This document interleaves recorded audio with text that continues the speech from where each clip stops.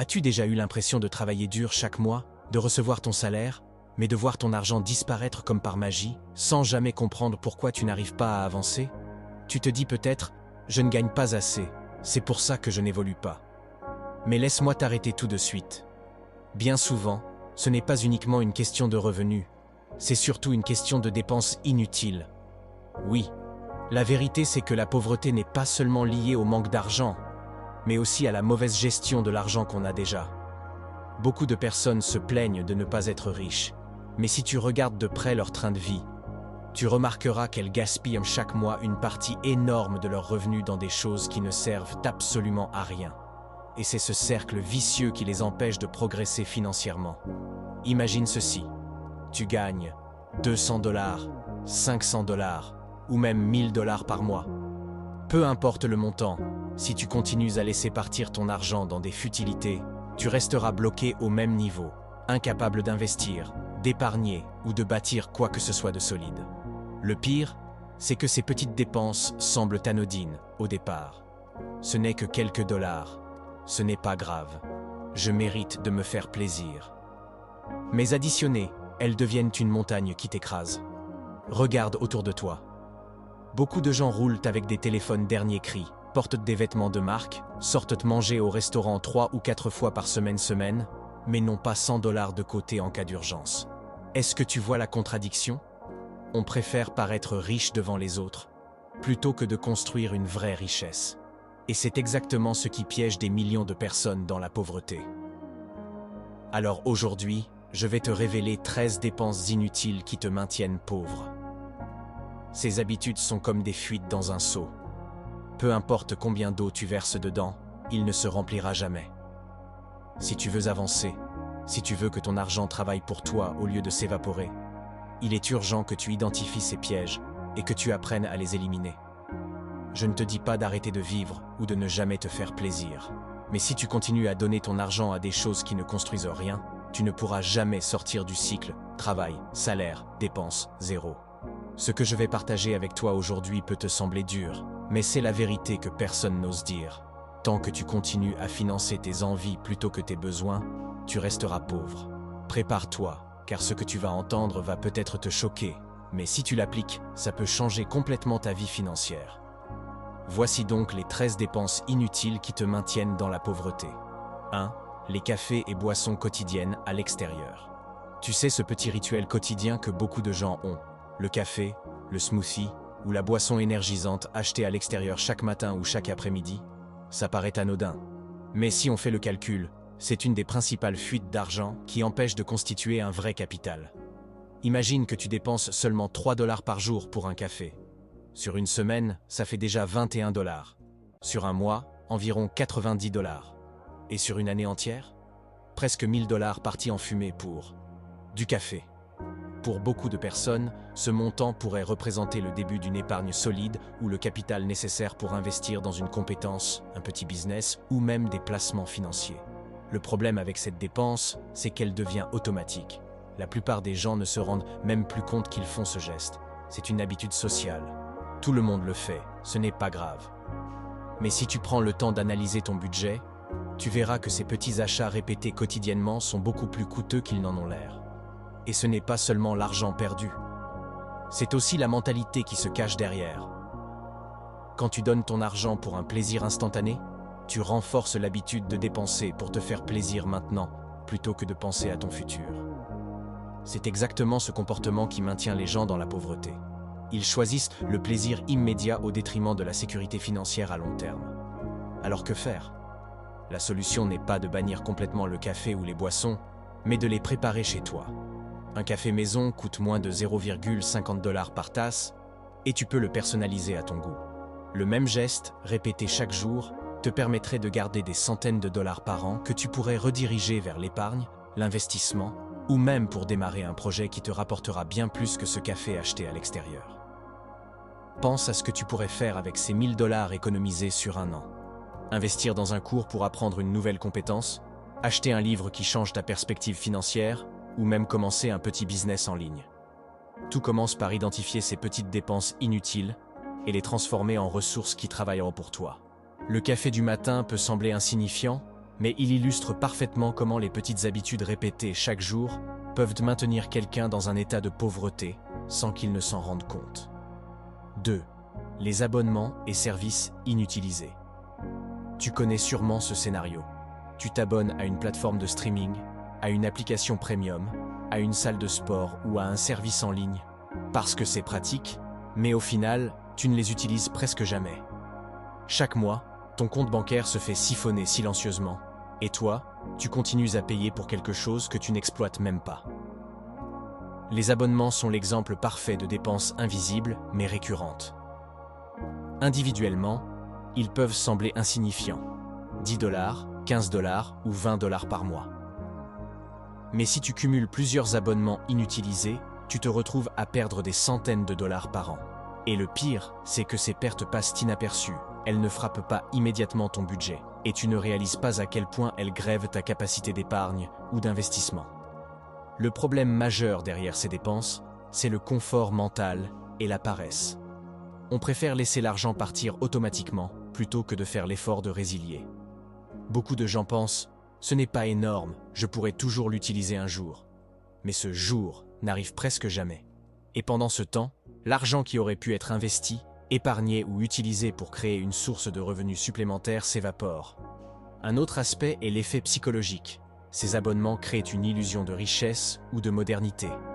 J'ai Netflix, Spotify, une salle de sport, je mène une vie de qualité. Mais la vérité, c'est que tu paies pour des choses qui ne génèrent aucune valeur réelle pour ton futur financier. C'est exactement ce type de dépenses qui freine l'accumulation de richesses. Tu donnes de l'argent à des services qui te divertissent, mais qui ne te font pas progresser financièrement.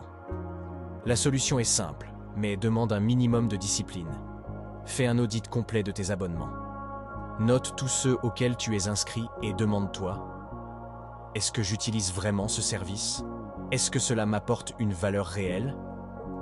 Si la réponse est non, résilie immédiatement. Même 15 $ économisés chaque mois peuvent être réinvestis dans ton futur. Par exemple, en un an, ça peut représenter 180 $ que tu aurais pu mettre dans un fonds d'épargne, un petit investissement en ligne, ou pour te former à une compétence rentable. Chaque petit abonnement inutile est un petit drain qui affaiblit ta liberté financière. Identifier ces fuites et les éliminer, c'est l'un des premiers gestes pour reprendre le contrôle sur ton argent et commencer à bâtir un avenir financier solide. 3.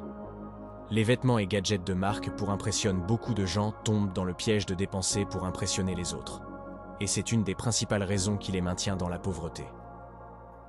Que ce soit des vêtements de marque, des chaussures dernier cri ou les gadgets électroniques à la mode, ces achats sont souvent motivés par le désir de montrer un certain statut social plutôt que par un besoin réel. Regarde autour de toi. Certaines personnes achètent un téléphone ou un ordinateur portable flambant neuf alors que leur ancien appareil fonctionne parfaitement. Pourquoi ? Pour impressionner leurs amis, collègues ou même sur les réseaux sociaux. Mais ce qu'ils ignorent, c'est que chaque euro dépensé sur ces articles est un euro qui ne peut pas être investi ou épargné. La conséquence est simple. Tu gagnes peut-être plus, mais tu n'accumules jamais rien. La psychologie derrière cette dépense est puissante. Nous vivons dans une société qui valorise l'apparence et l'image. Les gens pensent que pour réussir, il faut avoir l'air riche, alors qu'en réalité, la vraie richesse se construit dans la discrétion et la gestion intelligente de l'argent. Porter un vêtement de marque ne t'apportera jamais un retour sur investissement. Investir dans une compétence, un business ou un projet, oui. Le danger, c'est que ces achats deviennent une habitude. Tu vois quelqu'un avec quelque chose de cool, tu veux le même, et tu achètes sans réfléchir. Au fil du temps, ces petits achats s'accumulent et créent une pression financière constante. Le salaire part avant même que tu aies eu le temps de penser à épargner ou à investir. C'est exactement ce qui fait que certaines personnes travaillent dur mais restent pauvres. Alors, comment éviter ce piège ? La solution commence par changer de perspective. Pose-toi la question. Est-ce que cette formation m'apportera un bénéfice concret ? Vais-je utiliser les compétences acquises pour générer un revenu ou un retour sur investissement réel ? Si la réponse est non ou incertaine, ne dépense pas. De plus, privilégie la qualité plutôt que la quantité. Une seule formation ciblée, pertinente et pratique vaut mieux que 10 abonnements superficiels. Réaliser un suivi concret de tes apprentissages et mesurer leur impact sur tes revenus ou ton développement te permet d'éviter ces dépenses inutiles. En résumé, les abonnements à des habitudes superficielles ou des formations inutiles sont une source invisible de gaspillage qui freine la progression financière. Identifier cette dépense et investir uniquement dans ce qui crée de la valeur réelle est essentiel pour construire un futur financier solide et durable. Comment éviter ces 13 dépenses inutiles et bâtir ta liberté financière? Si tu as suivi ce guide jusqu'ici, tu as découvert 13 types de dépenses inutiles qui, accumulées, peuvent t'empêcher de sortir de la pauvreté et de construire un vrai patrimoine. Mais comprendre ces pièges n'est que la première étape. La vraie clé, c'est agir pour transformer ton argent en un outil de création de richesse. La première leçon à retenir, c'est que la plupart de ces dépenses sont invisibles ou répétitives. Les cafés quotidiens, les snacks, les abonnements, les gadgets, les sorties ou les crédits pour des achats futiles semblent insignifiants individuellement. Mais sur le long terme, ils représentent une somme énorme, souvent plusieurs milliers de dollars par an, qui pourraient être utilisés pour créer un avenir plus sûr et prospère. Le simple fait de les identifier peut te donner un premier contrôle sur ton budget et te libérer une marge financière considérable. Deuxièmement, ces dépenses sont souvent guidées par la gratification immédiate, le conformisme social ou le désir d'impressionner les autres. Elles satisfont un plaisir instantané, mais elles n'apportent aucune valeur durable.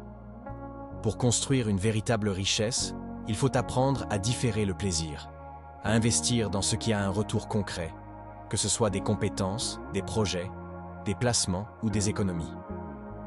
Le plaisir instantané est séduisant, mais il est l'ennemi silencieux de la liberté financière. Troisièmement, il est essentiel de repenser ta relation à l'argent. Chaque dépense doit être réfléchie. Est-ce que cet argent va créer une valeur durable ou est-ce juste un plaisir éphémère? En adoptant cette mentalité, tu commences à prioriser l'investissement dans ton futur plutôt que la consommation pour le moment. Même de petites économies quotidiennes, si elles sont redirigées intelligemment, peuvent devenir une base solide pour la liberté financière. Quatrièmement, la discipline et la planification sont indispensables. Faire un audit de tes dépenses, réduire ou éliminer les abonnements inutiles, cuisiner chez toi plutôt que de commander à l'extérieur, limiter les sorties coûteuses ou éviter les gadgets et vêtements superflus. Ce sont des gestes concrets qui, répétés dans le temps, ont un impact énorme.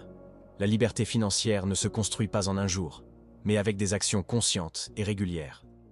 Enfin, il faut comprendre que la richesse durable ne se mesure pas à ce que tu possèdes pour impressionner, mais à ce que tu as construit pour toi-même. Éliminer ces 13 dépenses inutiles, c'est reprendre le contrôle de ton argent, maximiser ton potentiel d'épargne et d'investissement, et ouvrir la voie à une vie où ton argent travaille pour toi, plutôt que l'inverse. En appliquant ces principes, tu transformes chaque dollar que tu gagnes en un outil puissant pour créer un futur solide. Tu passes d'une logique de consommation à une logique de création. Et c'est exactement ce qui distingue ceux qui restent pauvres de ceux qui bâtissent leur liberté financière. Le message final est clair. Identifie, réduis et transforme tes dépenses inutiles en ressources productives. C'est la première étape pour sortir du cycle de la pauvreté et commencer à construire une véritable richesse durable.